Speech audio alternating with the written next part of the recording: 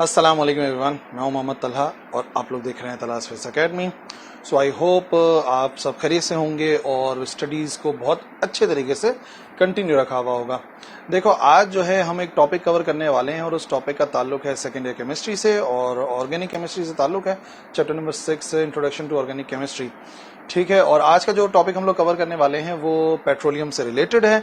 और आज के इस लेक्चर के अंदर हम लोग कवर करेंगे तीन बातें होंगी पेट्रोलियम से रिलेटेड। सबसे पहले होगा रिफाइनिंग ऑफ पेट्रोलियम, नंबर 1।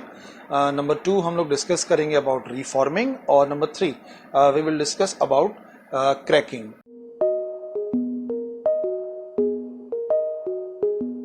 सबसे पहले जो बात समझनी है वो ये है कि पेट्रोलियम जो हमें ज़मीन से मिलता है वो मिलता है तो उसे हम क्या कहते हैं, क्रूड ऑयल। ठीक है ना, बिल्कुल ही एक खाम तेल कहलाता है जो कि बिल्कुल ही किसी काम का नहीं है एक्चुअली अगर देखा जाए। तो फिर हमें क्या करना पड़ता है, उसको कारामद बनाने के लिए, उसको यूजफुल बनाने के लिए हमें उसमें से कंपोनेंट्स को अलग करना पड़ता है। ठीक है ना, अगर आप लोगों को नहीं मालूम है तो ये बात मैं आपको बताता चलूं कि जो क्रूड ऑयल है ना वो मिक्सचर है, उसी के जरिए हम लोग बहुत सारी चीज़ें निकालते हैं जिनमें से जो है वो गैस शामिल होती है, जिसमें जो है वो पेट्रोल शामिल होता है, केरोसिन, डीजल, ये तमाम की तमाम चीज़ें जो है, कोक भी शामिल होता है उसी के अंदर ही। तो ये चीज़ें जो है ना क्रूड ऑयल से हमें निकालनी पड़ती हैं, हमें रिफाइन करना पड़ता है। देखो नाम से जाहिर है हमें रिफाइन करना पड़ता है पेट्रोलियम को। तो सबसे पहले रिफाइनिंग का जो उसूल है ना उस बात को समझ लो। फ्रैक्शनल डिस्टिलेशन की जाती है। फ्रैक्शनल डिस्टिलेशन का मतलब कि डिफरेंट बॉइलिंग पॉइंट्स के ऊपर सेपरेट किया जाता है। ठीक है ना, जो भी कंपोनेंट्स हैं, जो सारे के सारे कंपोनेंट्स मौजूद हैं, क्योंकि जो है ना हर किस्म के जो है ना हाइड्रोकार्बन क्रूड ऑयल के अंदर मौजूद होते हैं, बहुत सारे अच्छे खासे। ठीक है ना, हमें वहाँ पे जो है वो साइक्लिक भी मिलेंगे, एरोमेटिक भी मिलेंगे। ठीक है, और हमें वहाँ पर कुछ इनऑर्गेनिक कंपाउंड्स भी मिलेंगे। तो ये सारे के सारे कंपाउंड्स इनको अलग किस तरीके से करें, तो वो एक तरीकेकार है जिसे हम कहते हैं फ्रैक्शनल डिस्टिलेशन। और ये जो फ्रैक्शनल डिस्टिलेशन की जाती है, ऐसा देखा जाए कि जो सारे के सारे कंपोनेंट्स हैं पेट्रोलियम के अंदर मिलते हैं, ठीक है, जो क्रूड ऑयल होता है, सबसे पहले उसको बॉईल किया जाता है एट 400 डिग्री सेल्सियस, क्योंकि तमाम के तमाम जो कंपोनेंट्स हैं वो 400 डिग्री सेल्सियस तक बॉईल हो जाते हैं। तो 400 डिग्री सेल्सियस पे सबसे पहले हम क्या करते हैं, हम वो जो क्रूड ऑयल होता है उसको बॉईल करते हैं। ठीक है ना, और फिर डिफरेंस ऑफ जो पॉइंट्स हैं, मेल्टिंग पॉइंट है, बॉइलिंग पॉइंट है, उसके लिहाज से जो है वो हम अलग कर लेते हैं with the help of vertical tower. ठीक है, जिसे डिस्टिलेशन टावर कहा जाता है। ठीक है, तो सबसे पहले उसी प्रोसेस को देख लो, फिर मैं आपको बताता हूँ कंपोजिशन के बारे में। तो एक नज़र डाल लेते हैं कि जो ये फ्रैक्शनल डिस्टिलेशन होती है ये किस तरीके से होती है। ठीक है ना, एक नज़र डाल लेते हैं। तो सबसे पहले देखो यहाँ पर क्या करते हैं, जो क्रूड ऑयल होता है ना उसको हीटअप किया जाता है, और जैसा कि मैंने आपको बताया कि उसको हम हीट करते हैं 400 डिग्री सेल्सियस तक। ठीक है ना, हीट करते हैं तो जो क्रूड ऑयल होता है वो वेपर फॉर्म में आ जाता है, और फिर उस वेपर फॉर्म को ना हम यहाँ पे इस वर्टिकल कॉलम में, जो कि हमारा डिस्टिलेशन टावर है, इसके अंदर हम लोग शामिल कर देते हैं। अब जाहिर सी बात है, वेपर्स हैं तो वो क्या करते हैं, वो मूव करने की कोशिश करते हैं, ऊपर की तरफ मूव करते हैं। और याद रखो, जैसे जैसे वेपर ऊपर जाते रहते हैं ना वैसे वैसे वो ठंडे होते रहते हैं, यानी कि नीचे जो है वो गर्म होंगे और ऊपर जाते जाते जो वेपर्स थे वो ठंडे होते रहेंगे। अच्छा, तो फिर होता क्या है कि वेपर्स जा रहे हैं, जा रहे हैं, जा रहे हैं और ऊपर जाते जाते ठंडे हो रहे हैं। तो ये वो पॉइंट होता है जहाँ पर ये सबसे पहले ऊपर की बात करते हैं, सबसे ज़्यादा जो ठंडा होगा यानी कि 20 डिग्री सेल्सियस तक जाएगा, तो यहाँ पर हमें रिसीव हो जाता है C1 से लेके C4 तक। और ये तमाम की तमाम गैसेज होती हैं, जो कि मीथेन हो सकती है, यहाँ पे LPG के जरिए जाहिर किया हुआ है। ठीक है ना, यानी कि यहाँ से हमें गैसेज मिलती हैं, क्योंकि गैसेज सबसे लाइटर होती हैं। ठीक है, तो उनका जो बॉइलिंग पॉइंट है वो आप देख लो कम है, 20 डिग्री सेल्सियस है, तो वो सबसे ऊपर जाके यहाँ पे कलेक्ट हो जाती हैं, यहाँ पर हम उसको कलेक्ट कर लेते हैं। ठीक है, फिर क्या होता है, उससे निचले वाले हिस्से पर, उससे निचले वाले हिस्से पर यहाँ पर जो कूल डाउन होते हैं ये होते हैं C5 से लेके C9 तक, और वो नैप्था है। नैप्था से काफ़ी सारे केमिकल्स बनाए जाते हैं जो कि मेन केमिकल का बनाने का काम करेगा। जो हमारा मेजर काम है ना वो आता है यहाँ पर। ठीक है ना, 70 डिग्री सेल्सियस से ऊपर की तरफ, यानी कि 120 डिग्री सेल्सियस के ऊपर गैसोलीन मिलता है। गैसोलीन यानी कि C5 से लेके C10 तक का होता है, जो कि हम पेट्रोल कहते हैं, और आपको मालूम है पेट्रोल इस्तेमाल होता है गाड़ियों वगैरह के अंदर। तो कहने का मतलब ये है, उसके बाद बारी आती है केरोसिन की, जो हमें मिलता है 170 डिग्री सेल्सियस पे, या पैराफिन ऑयल होता है, और जेट फ्यूल भी बनाया जाता है इसी से ही। फिर इससे ज़्यादा टेम्परेचर पर हमें डीजल ऑयल मिलता है। ठीक है, जो कि यहाँ पर ट्रेन से जाहिर किया गया है, पर हमारे यहाँ तो जो है वो इलेक्ट्रिसिटी भी डीजल से बनाई जाती है। फिर ल्यूब्रिकेटिंग ऑयल आ गया, फ्यूल ऑयल हो गया, जो शिप्स वगैरह के अंदर इस्तेमाल होता है। और लास्ट में जो सबसे भारी होता है ना यानी कि जिसका जो बॉइलिंग रेंज होती है वो 600 डिग्री सेल्सियस पे होती है, वो यहाँ से हमें मिलता है। और जो ग्रेटर वाले होते हैं, ग्रेटर देन 70, ये सारा का सारा रेजिड्यू होता है जो बाइट्यूमेन होता है, रोड वगैरह बनाने के लिए इस्तेमाल किया जाता है। तो कहने का मकसद यह है कि जो बॉइलिंग पॉइंट है ना, उनके डिफरेंस के लिहाज से हम इनको अरेंज कर लेते हैं, अलग अलग सेपरेट कर लेते हैं। और यही जो सेपरेशन है with respect to their boiling point, इसी को हम कहते हैं रिफाइनिंग ऑफ पेट्रोलियम, जो कि हमने अलग करेगा फ्रैक्शनल डिस्टिलेशन में। और याद रखो, जितना ऊपर जाते रहेंगे उतना जो है वो लाइटर फ्रैक्शन हमें मिलते रहेंगे, ठीक है ना। और जितना नीचे की तरफ होंगे उतना हमें भारी फ्रैक्शन मिलते हैं पेट्रोलियम के, ठीक है। देख लेते हैं कि क्या है typical fractions of petroleum distillate. अच्छा हाँ, एक चीज रह गई थी, ये मैं पहले बता दूं कि आप ये सोचेंगे कि ऊपर जा किस तरीके से रहे, रुक किस तरीके से रहे। तो देखो, ये कहलाता है बबल कैप। इधर देखो जरा फिगर को दोबारा से, यहां पर ना ये कुछ बबल कैप्स लगे हुए हैं। ये बबल कैप हैं जिनको ओपन और क्लोज करने का काम जो है वो वेपर्स कर रहे हैं। यानी कि जब यहां से वेपर्स जाते हैं ऊपर, तो इस बबल कैप को प्रेशर की वजह से पुश करते हैं और फिर यहां से निकल के ऊपर चले जाते हैं। फिर यहां से इस बबल कैप को जो है पुश करेंगे, ऊपर जाएंगे, और ये वो होंगे जो कि इस बॉइल जो जिनका बॉइलिंग पॉइंट जो है वो कम वाला होगा, वो ऊपर की तरफ जाते रहेंगे, ठीक है ना। ऊपर वेपर सारे के सारे ऊपर की तरफ जाते रहेंगे, और जैसे हम यहाँ पर आएंगे नीचे की तरफ, यहाँ पर भारी वेपर्स मौजूद होंगे। तो ये जो बबल कैप है, इसकी वर्किंग जो है ना, वो इस एनिमेशन से मैंने रखी थी ताकि आप समझ जाओ कि होता यह है कि जो भी वेपर्स हैं यहाँ से जाते हैं ऊपर की तरफ, इसको पुश करते हैं और फिर यहाँ से निकल जाते हैं। जो वेपर होते हैं जिनका जो बॉइलिंग पॉइंट होता है वो और कम होता है, वो ऊपर की तरफ चले जाते हैं, और जो इस पॉइंट तक होते हैं, ठीक है ना, जो इस पॉइंट तक होते हैं वो लिक्विड में कन्वर्ट होकर यहाँ से हम उसको सेपरेट कर लेते हैं, जैसे कि मैंने आपको दिखाया था पिछली वाली फिगर के अंदर कि यहाँ से हमने इन सबको सेपरेट करा। तो ये सारा का सारा काम जो है ना, बबल कैप अंजाम दे रहे हैं। तो ये है typical fraction of petroleum distillate, यानी कि बिलो 20 डिग्री सेल्सियस C1 से लेके C4 वो नेचुरल गैस या बॉटल गैस कहलाती है, ठीक है। एलपीजी भी है। फिर 20 डिग्री सेल्सियस से लेके 60 डिग्री सेल्सियस जो है, ये हमें मिलता है C5 से लेके C6, जो पेट्रोलियम ईथर कहलाता है, ठीक है। तो 60 डिग्री सेल्सियस से लेकर 120 डिग्री सेल्सियस C6 से C7 होता है, ठीक है। लिग्रोइनो कहलाता है, जो कि इस्तेमाल होता है केमिकल्स बनाने में। फिर 400 से लेके 200 डिग्री सेल्सियस C5 से C10। और आप देखते जाओ, जितना ज़्यादा हमें जो है वो बड़ा जो कंपाउंड मिल रहा है, उतना ही उसके जो बॉइलिंग पॉइंट है वो बढ़ता चला जा रहा है, ठीक है ना। तो फिर ये हमें मिल गया यहाँ पर 40 से 200 पे गैसोलीन, 175 से 325, थोड़ा सा वेरी कर सकता है, हो सकता है आप किसी और किताब में देखो तो थोड़ी बहुत वैल्यू आगे पीछे हो, बट ऑलमोस्ट यही वैल्यूज होती हैं। तो C12 से लेके C18 जो है वो केरोसिन ऑयल या जेट फ्यूल के तौर पे इस्तेमाल किया जाता है। और 250 से लेके 400 जो हैं, ये C12 और उससे हायर होते हैं, और वो गैस ऑयल, फ्यूल ऑयल या डीजल ऑयल कहलाता है। और जो नॉन वोलाटाइल है, जो कि वेपर फॉर्म में कन्वर्ट नहीं हो रहे हैं, वो C20 से ऊपर वाले होते हैं, जो ग्रीज का काम करता है, ल्यूब्रिकेंट्स का काम करता है, लेकिन ये नॉन वोलाटाइल होते लिक्विड्स ही हैं, ये बात याद रखिएगा। और जो पेट्रोलियम के सॉलिड पार्ट्स होते हैं नॉन वोलाटाइल, वो भी C20 से लेके हायर होते हैं। और वो वैक्स और एस्फॉल्ट, जो कि वैक्स तो आपको मालूम ही है, मोम वगैरह जो होता है, और जो एस्फॉल्ट है वो रोड वगैरह बनाने के लिए इस्तेमाल किया जाता है, तार भी उसी काम के लिए यूज किया जाता है, ठीक है ना। तो ये हो गए typical fractions of petroleum distillate. तो इस तरीके से हम जो है वो अलग कर लेते हैं तमाम के तमाम कंपाउंड्स को, और आप समझ गए होंगे कि क्या क्या मैंने आपको बताए हैं क्या बॉइलिंग पॉइंट के लिहाज से जो भी कॉम्पोजिशन हमें मिल रही है पेट्रोलियम की। लेकिन देखो, रिफाइनिंग तो हो गई, लेकिन एक बात मैं आपको बताऊं, सबसे ज्यादा आप लोगों ने पेट्रोलियम प्रोडक्ट्स में से किसका इस्तेमाल सुना है? किसका? ऑब्वियसली आपने नाम सुना होगा पेट्रोल का। एक्चुअली एक और बात बताऊं, हम लोग तो वर्ड यूज कर लेते हैं पेट्रोल, लेकिन एक्चुअल जो करेक्ट वर्ड है ना, वो होता है गैसोलीन। हम लोग तो बहरहाल बोल देते हैं पेट्रोल पंप, और लेकिन सही जो वर्ड है ना वो गैसोलीन यूज किया जाता है। तो बहरहाल मैं पेट्रोल भी कह लूंगा, गैसोलीन भी कह लूंगा, आप लोग समझ जाइएगा। आप ये समझ जाओगे सबसे ज्यादा जो जरूरत होती है वो हमें किस चीज की जरूरत होती है? सबसे ज्यादा जरूरत होती है हमें गैसोलीन की। बट अगर देखा जाए तो जो भी मिल रहा है हमें क्रूड ऑयल, वो हमें सिर्फ देता है 20% ऑफ गैसोलीन। हमें सिर्फ जो पेट्रोल मिलता है, गैसोलीन मिलती है, वो मिलती है 20%। 20% क्या मतलब है? अगर मिसाल के तौर पे क्रूड ऑयल जो है वो 100 लीटर है, तो उसमें से सिर्फ और सिर्फ 20 लीटर जो है हमें मिलेगा क्रूड ऑयल, सॉरी गैसोलीन यानी कि पेट्रोल मिलेगा। तो अब क्या करें? हम तो चाहते हैं कि ज्यादा से ज्यादा जो है वो पेट्रोल हमें मिले, गैसोलीन मिले, क्योंकि उसका इस्तेमाल ज्यादा है। तो फिर एक प्रोसेस से उसको गुजारना पड़ता है, वो प्रोसेस कहलाता है क्रैकिंग।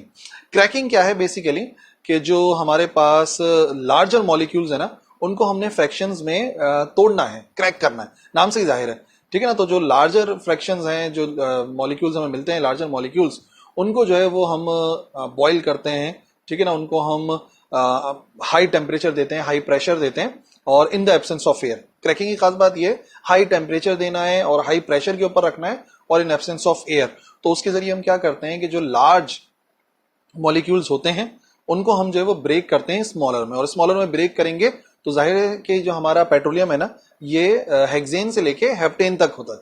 यानी जो हमें पेट्रोल मिलेगा, जो गैसोलीन मिलेगी, वो हेक्सेन से कहां तक मिलेगी? हेप्टेन तक।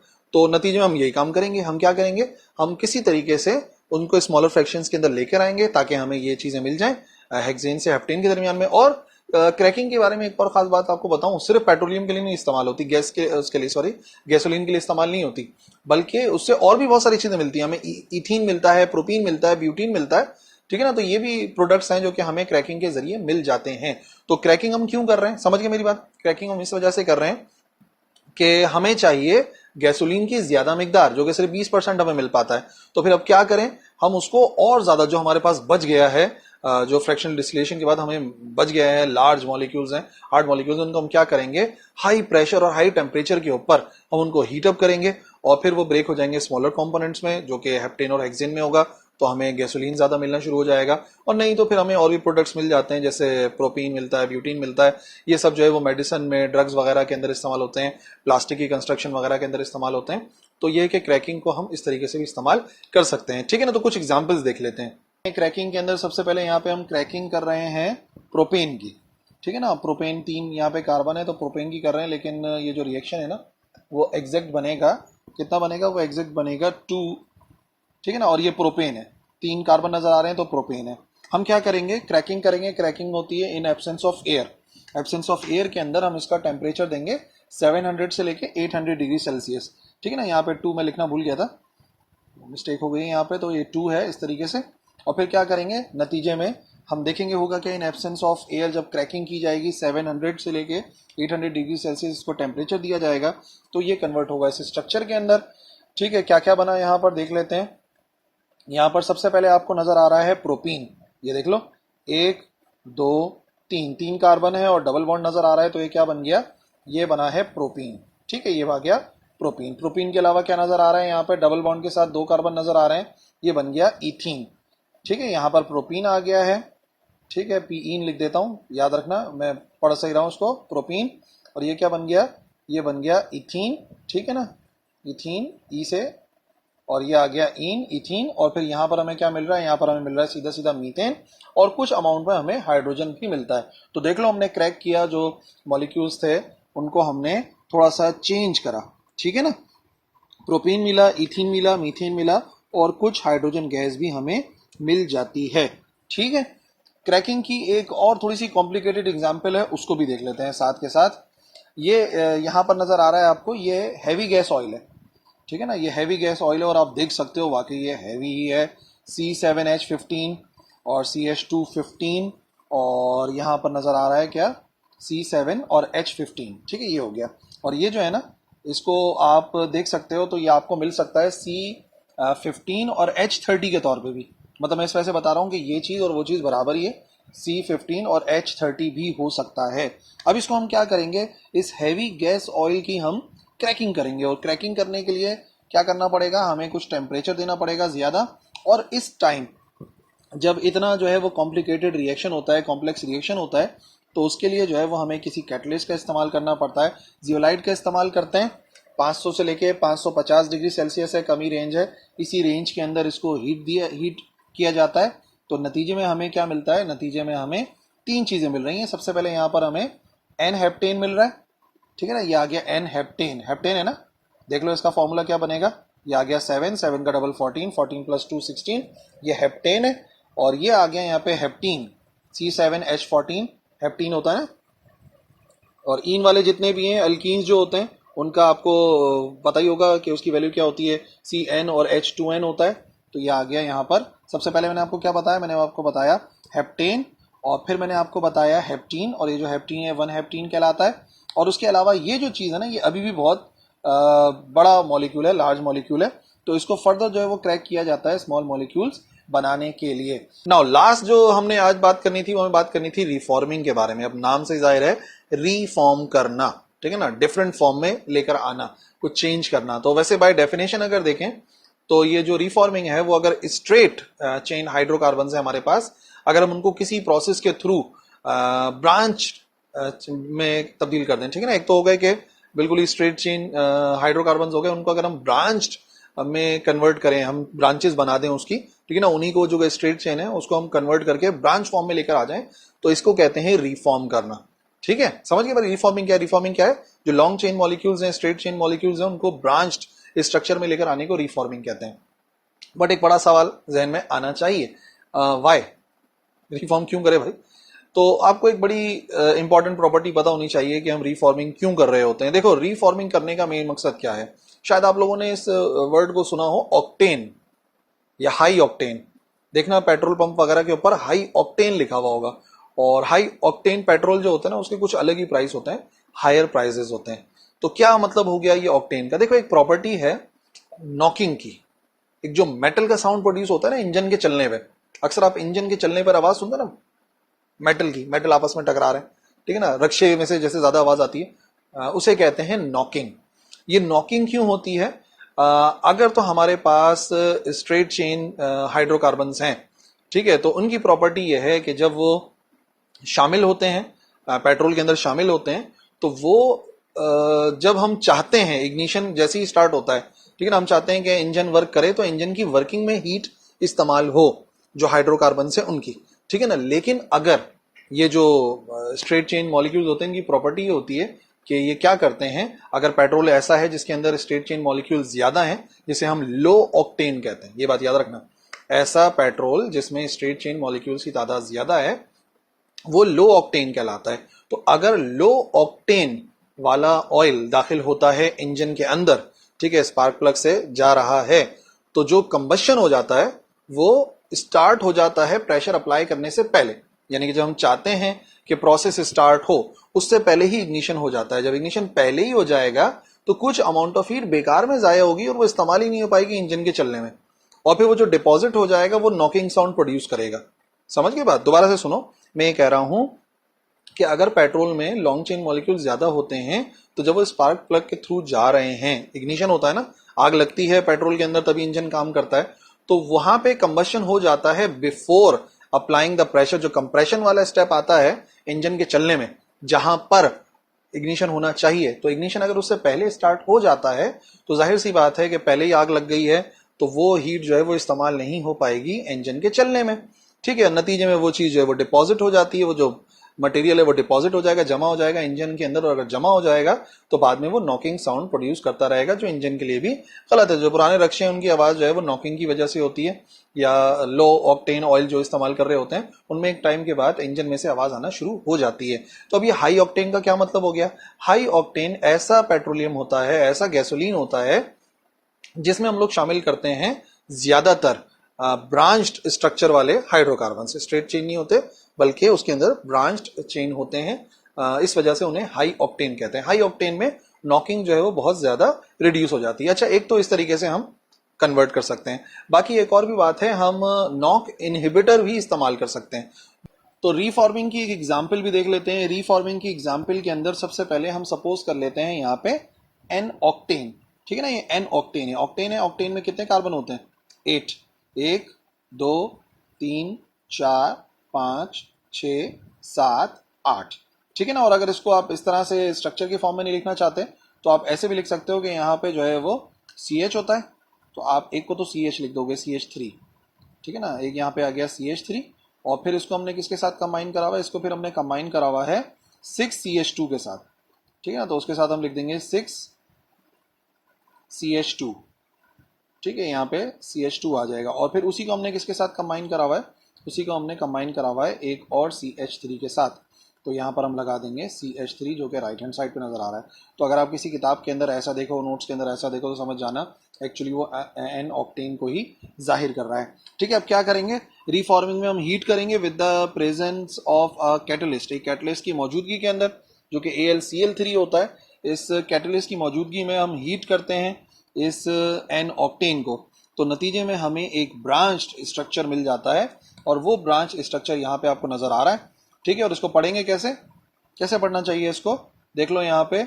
अगर मैं इसकी वो बनाऊंगा, नंबरिंग करूंगा, तो नंबरिंग कहाँ से स्टार्ट होगी, नंबरिंग यहाँ से स्टार्ट होगी। ये होगा 1, ये होगा 2, ये होगा 3, ये हो गया 4, और ये क्या बन गया, ये बन गया 5। ठीक है, तो सबसे पहले हमें नजर आ रहा है 2 पर क्या क्या लगा हुआ है। वैसे तो तीनों के तीनों जो है वो मिथाइल लगे हुए हैं, तो ये हो जाएगा 2,2। और अगला मिथाइल कहाँ लगा हुआ है, अगला मिथाइल लगा हुआ है 4 पर, तो हो जाएगा 2,2,4। और कितने हो गए ये हो गए ट्राई, 3 आ रहे हैं, तो हम लिख देंगे ट्राई। और क्या चीज़ है जो 3 है, वो है मिथाइल, तो इसका सही नाम बनेगा 2,2,4 ट्राई मिथाइल। और आगे देख लो क्या बनना चाहिए, काउंट करो कार्बन कितने हैं, ट्राई मिथाइल, और यहाँ पर 1 2 3 4 5 नजर आ रहे हैं, और 5 में सिंगल बॉन्ड नजर आ रहे हैं, तो इसका मतलब इसका नाम बनेगा ट्राई मिथाइल पेंटेन। ठीक है ना। तो देख लो हमने क्या करा कि हमने एक स्ट्रेट चेन मॉलिक्यूल को जिसका ऑक्टेन नंबर कम था उसको हमने हाई ऑक्टेन बनाया। कैसे बनाया, बाय रीफॉर्मिंग। तो रीफॉर्मिंग के जो 2 तरीके हैं, एक तो ये आपको नजर आ गया रिएक्शन में, जहां पर हमने उसको बिल्कुल रिफॉर्म करा, स्ट्रेट चेन को ब्रांच चेन में कन्वर्ट करा। और एक तरीका वही है जो कि हम ऐड कर देते हैं, किस चीज को, हम ऐड करते हैं वहां पर नॉक इनहिबिटर को, और वो नॉक इनहिबिटर जो है वो टेट्रा इथाइल लेड होता है। टेट्रा इथाइल लेड जो है वो नॉक इनहिबिटर है, और इसकी प्रॉपर्टी क्या है कि ये अगर हम गैसोलीन के अंदर शामिल कर दें तो वो जो ऑक्टेन नंबर है उसको हाई कर देता है। ऑक्टेन नंबर हाई करने का मतलब ये कंबस्शन बेहतर होगी, नॉकिंग कम हो जाएगी। लेकिन टेट्रा इथाइल लेड की एक बड़ी खास बात ये है कि वो हमारे जो एटमॉस्फेयर है उसको पल्यूट कर देती है। ठीक है ना, वो ग्रीन गैस नहीं है, ओ सॉरी, वो ग्रीन हाउस गैस है, वो हमारे जो एटमॉस्फेयर है उसके लिए बहुत ज्यादा नुकसानदेह है। इस वजह से इसका जो है वो इस्तेमाल नहीं किया जाता, बल्कि और डिफरेंट चीजों का इस्तेमाल किया जा रहा है। काफी अरसे तक इस्तेमाल किया गया टेट्रा इथाइल लेड को ऑक्टेन नंबर बढ़ाने के लिए, लेकिन मैंने आपको बताया कि वो एटमॉस्फेयर के लिए शदीद नुकसानदेह है। इसी वजह से आजकल अगर आप जाएंगे वो गैस स्टेशन पे, यानी कि पेट्रोल स्टेशन के ऊपर, तो आप बाकायदा देखेंगे अनलेडेड। अनलेडेड का मतलब वो पेट्रोल दे रहे हैं जिसमें लेड मौजूद नहीं है, क्योंकि अब जो है वो इन्वायरमेंटल एजेंसीज जो हैं वो अलाउ नहीं करती हैं कि आप जो है वो टेट्रा इथाइल लेड वाला जो है वो पेट्रोलियम इस्तेमाल करें। उससे ऑक्टेन नंबर तो हाई हो जाएगा, लेकिन जब वो जलेगा तो वो ग्रीन हाउस गैस जाएगी, और जब वो ग्रीन हाउस गैस जाएगी तो नतीजे में आप क्या देखेंगे, आप देखेंगे कि जो हमारी ओजोन लेयर है वो खराब होगी। जो हमारा एटमॉस्फेयर है, ग्रीन हाउस गैसेस के बढ़ने की वजह से ग्लोबल वार्मिंग के चांसेस बढ़ जाते हैं। ठीक है ना। तो बहरहाल रिफॉर्मिंग इसी प्रोसेस को कहा जाता है। आज के इस लेक्चर के अंदर हम लोगों ने सबसे पहले समझा रिफाइनिंग क्या है, फिर क्रैकिंग को समझा, और इन द लास्ट मैंने आपको बताया कि रिफॉर्मिंग क्यों की जाती है और कैसे की जाती है। That's all for this lecture. I hope सबको समझ में आ गया होगा। नहीं आया तो लिखो कमेंट सेक्शन के अंदर, इंशाल्लाह मैं रिप्लाई करूंगा। अल्लाह हाफिज।